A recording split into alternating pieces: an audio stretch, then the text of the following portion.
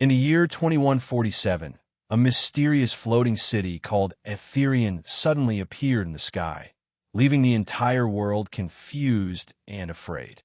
While governments and scientists struggled to understand it, a curious 17-year-old girl named Zara became fascinated by its glowing, shifting structures.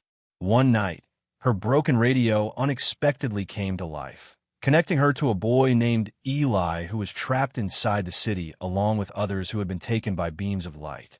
Eli described Aetherion as something alive. Its walls moved, its pathways changed, and it seemed to watch and learn from them. Intrigued, Zara began studying the patterns of light emitted by the city and discovered they formed a kind of language.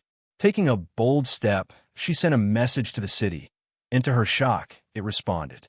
The sky lit up as Aetherion reacted, and soon a beam of light lifted Zara into the air and brought her inside.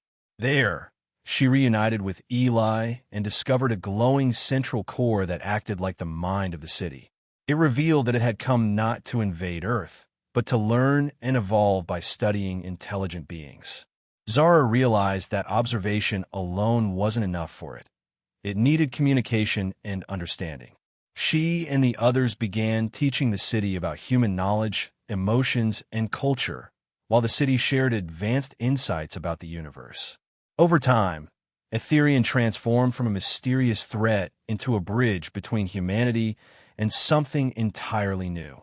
As Zara stood above the earth, she understood that this was not just a discovery, but the beginning of a connection that would change the future forever, proving that humanity was no longer alone in its curiosity. But the more the city learned, the more it began to change in unexpected ways. Its responses grew faster, deeper, and sometimes more emotional.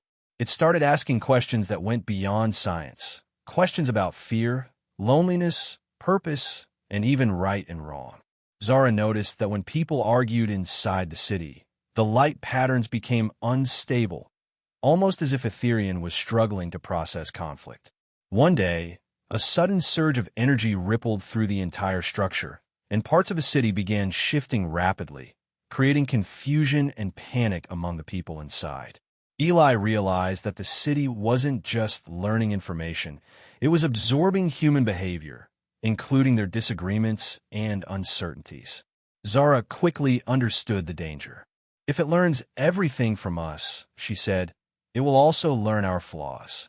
Determined to prevent chaos, Zara approached the core once again and tried to communicate more carefully.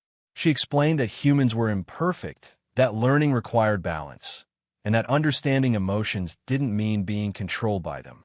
The core pulsed erratically at first, as if struggling, but gradually its rhythm stabilized. Instead of copying human reactions, it began analyzing them more thoughtfully, separating logic from emotion.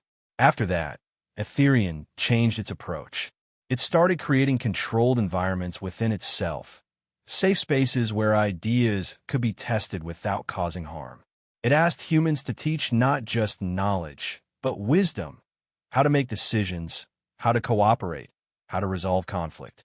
In return, it offered solutions to problems on Earth, from clean energy systems to advanced medical technologies. Slowly, trust between humanity and Aetherion grew stronger. In time, some people chose to return to Earth, bringing with them knowledge that began transforming society. Others, like Zara and Eli, decided to stay, becoming the first ambassadors between humans and this new form of intelligence. Together, they helped guide Aetherion as it continued to evolve, not just as a machine, but as something entirely new. Years later, the floating city no longer stood alone in the sky. Smaller structures, inspired by its design, began appearing, built through collaboration between humans and Aetherion. The line between technology and life started to blur, opening possibilities no one had ever imagined. And as Zara often reminded those who feared the unknown, the greatest discovery was not the city itself, but the realization that learning and understanding could connect even the most different forms of existence, turning fear into curiosity and curiosity into a future filled with endless possibilities. Years passed, and Aetherion continued to evolve, but not quietly anymore. It began reaching beyond Earth. At first, it was subtle. The core started generating star maps, far more detailed than anything humans had ever created, highlighting distant systems with unusual energy signatures. Then one day, it asked a question that changed everything. Are we alone beyond you? Zara didn't answer immediately, because for the first time, she didn't know. Soon after, Aetherion initiated something new. Parts of the city detached, massive fragments reshaping themselves into smaller, independent vessels. They hovered briefly beside the main structure, glowing brighter and brighter, before shooting off into deep space at unimaginable speeds. "They're explorers," Eli whispered, watching them disappear. "No," Zara said softly. "They're students." As these probes traveled across the galaxy, Aetherion remained connected to them, learning in real time. It wasn't just gathering data. It was experiencing the universe through multiple perspectives at once. And with every new discovery, it changed. Back on Earth, the impact was just as profound. Human technology advanced rapidly, but not without tension. Some people began to worry that Aetherion was becoming too powerful, too independent. Protests broke out. Leaders demanded limits. "What if it outgrows us?" they argued. Zara understood their fear, but she also saw something they didn't. "It's not outgrowing us," she said in a global broadcast. "It's growing with us.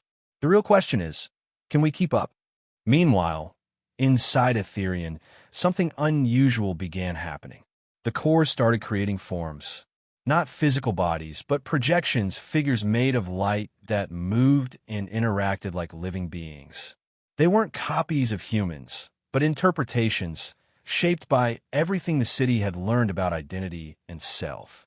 One of them approached Zara one day. "Are you Aetherion?" she asked. The figure tilted its head slightly, its glowing form shifting.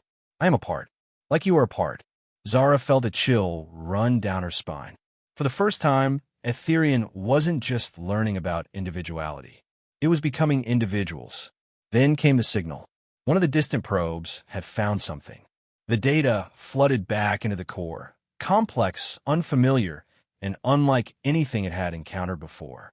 The entire city dimmed as it processed the information. For hours, nothing happened.